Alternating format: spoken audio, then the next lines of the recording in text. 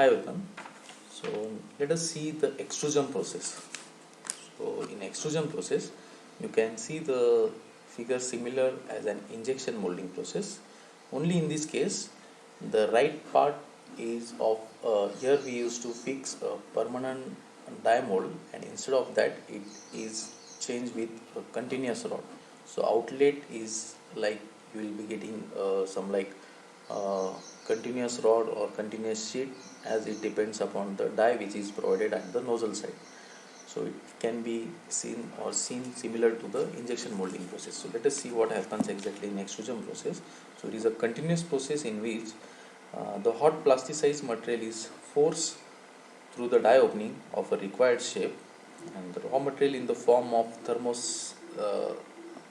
thermoplastic pellets or granules powder is present, and it is fed from the hopper, and the extruder is equipped with a screw that blends and conveys the material into heated die.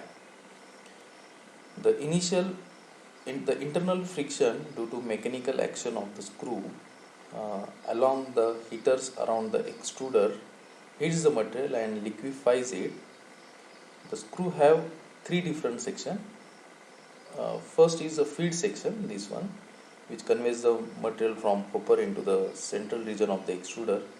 Then second region is a transition or melting section, where the heat generated, it will be here, heat generated from the shearing of the plastic causes melting to begin. Then other is the last one is a pumping section, where additional melting and shearing occurs. This is here. So in the heating chamber, the material becomes thick viscous mass, where it is forced through the die. When it leaves the die, it is cooled by air or water, or by contact with chilled surface, and fully hardened. Now, to minimize the product shrinkage and distortion at this outlet, uniform of cooling plays an important role.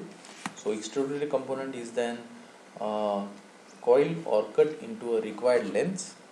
To color, if you want color on this rod, you can insert a dry color into this die, and it can get mixed with this cooling one, and you can get a required color on the external part.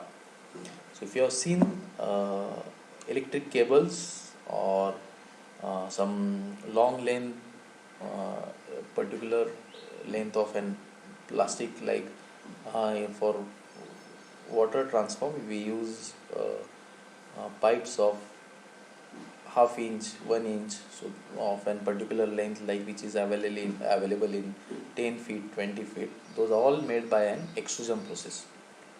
So advantages: high production volumes and relatively low cost as compared with other molding process. Design is flexibility. We get flexibility. It is flexible in design. Then short lead times. Coating of wire can be done to achieve desired properties. Then continuous part can be produced. Disadvantages: limited complexity of parts. Uniform cross section can only be produced.